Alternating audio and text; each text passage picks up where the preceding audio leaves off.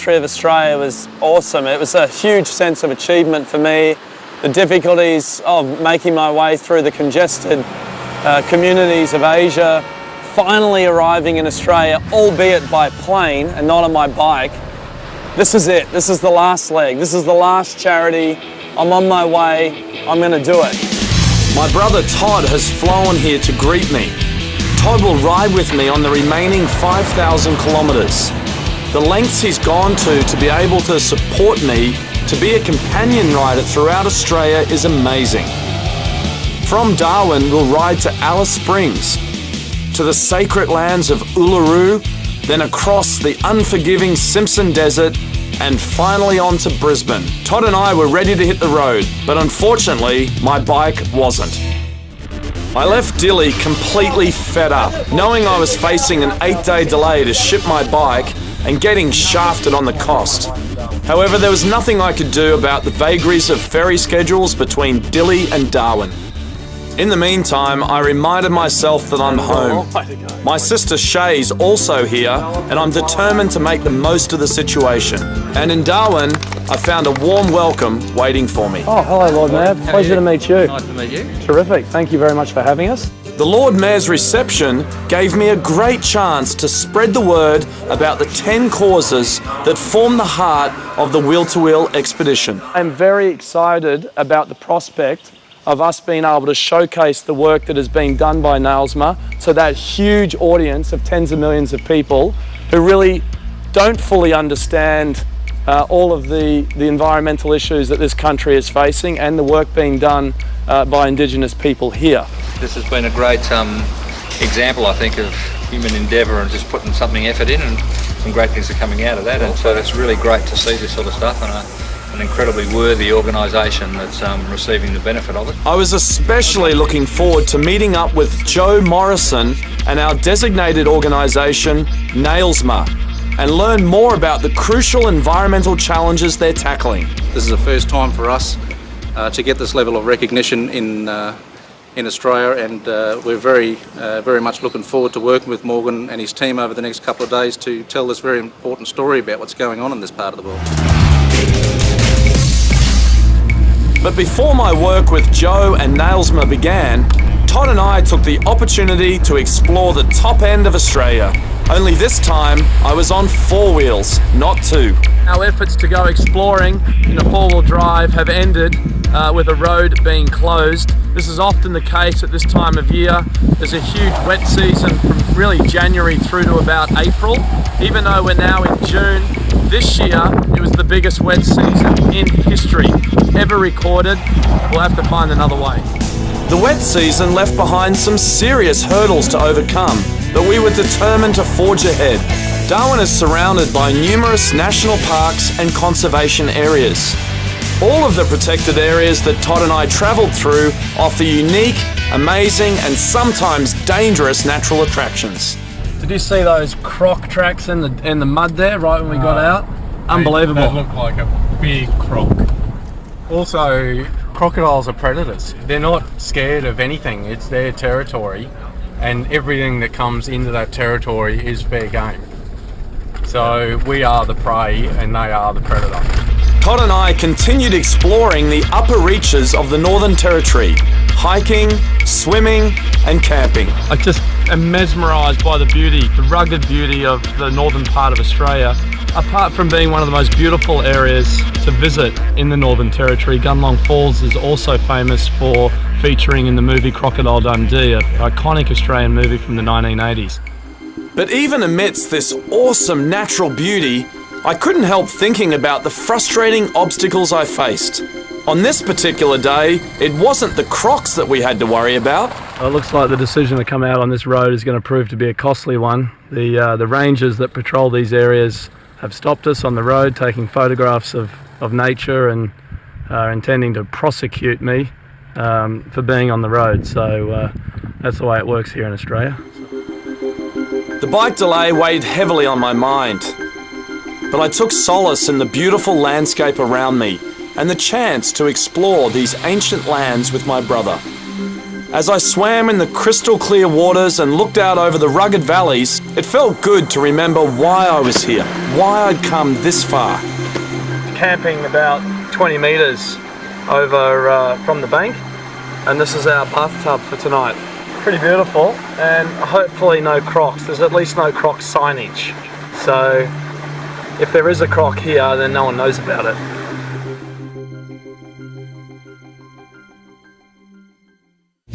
My time in the bush with my brother, our very own walkabout if you will, provided the perfect preparation for what I was about to witness with Nailsma. I'm excited to understand how they are cleverly using traditional Indigenous practices to solve contemporary environmental challenges. When Wheel to Wheel returns, I get to experience firsthand a part of Australia that few have ever seen.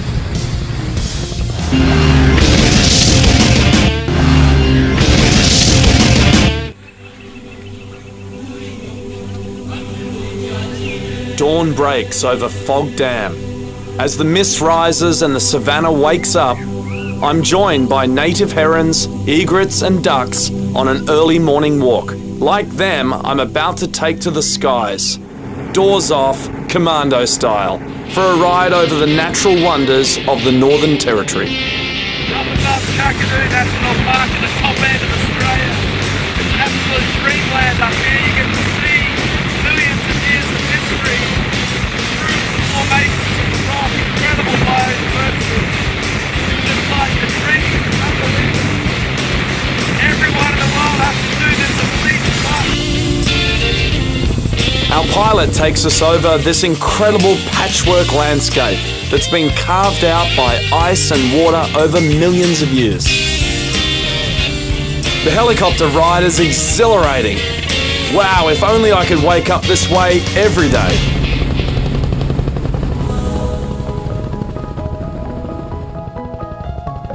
You'd be insane to try and hike or walk anywhere in this brutal landscape. But what a thrill for me to experience this epic, untouched environment.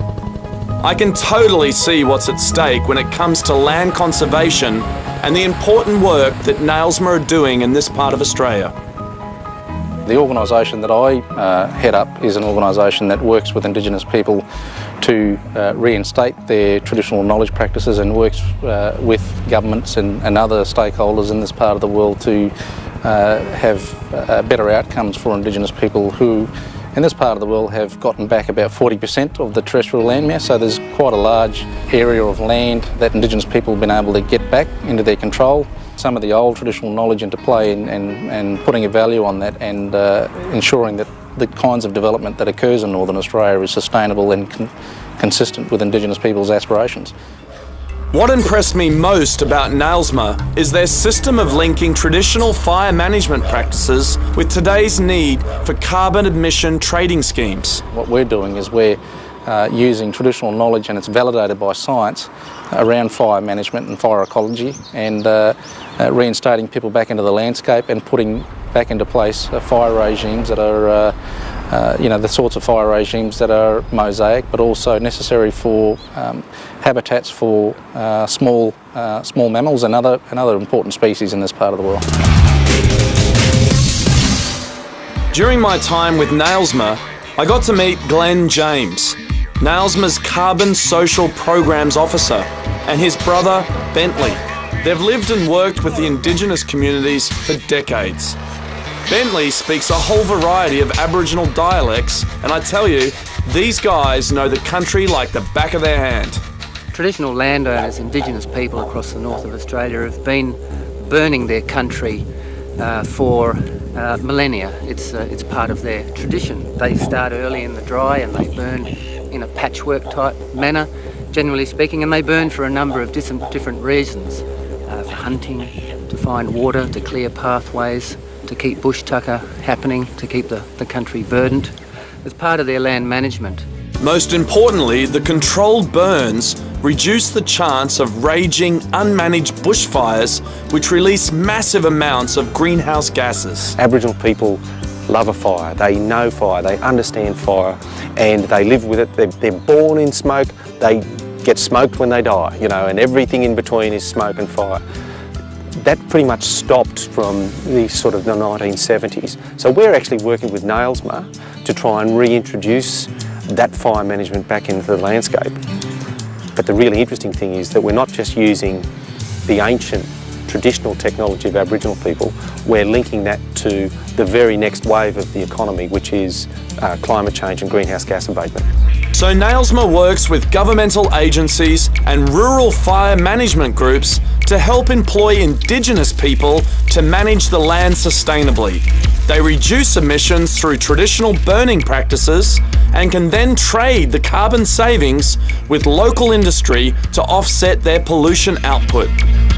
It's a scheme that has a lot of potential for the whole of the tropical savannas and possibly further down into the rangelands in time. All those who are collaborating have worked very hard to now get the first carbon accounting methodology into the Australian government's carbon farming initiative legislation. A program that uses ancient wisdom to provide jobs and reduce pollution.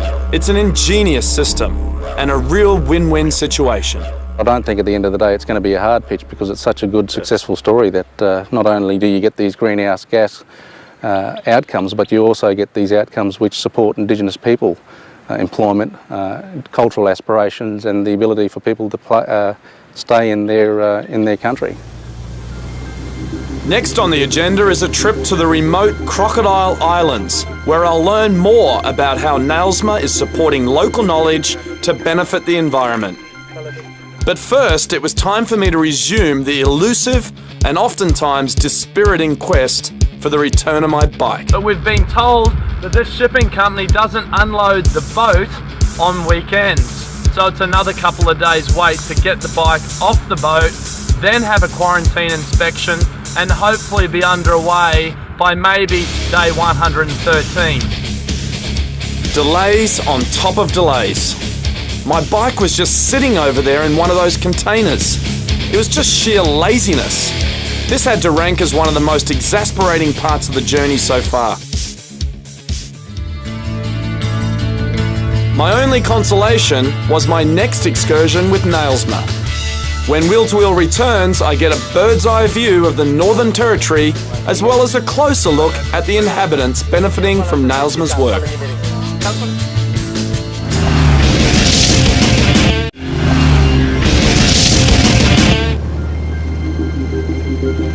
It was a beautiful, clear day, the perfect backdrop for our excursion. This is brilliant. We're in a small aircraft. We're about to take off from Darwin to the Crocodile Islands. I've got Glenn from NAILSMA with me. What are we going to see today, Glenn? Well, we're going to head out to a remote Crocodile Island, have a look around for some turtle eggs, see some stone fish traps. There'll be some Crocodile Island rangers there, and we'll have a chance to talk about them and their language and culture and their technology. After a rough ride over the track, we landed in a quiet, untouched, unspoilt wilderness.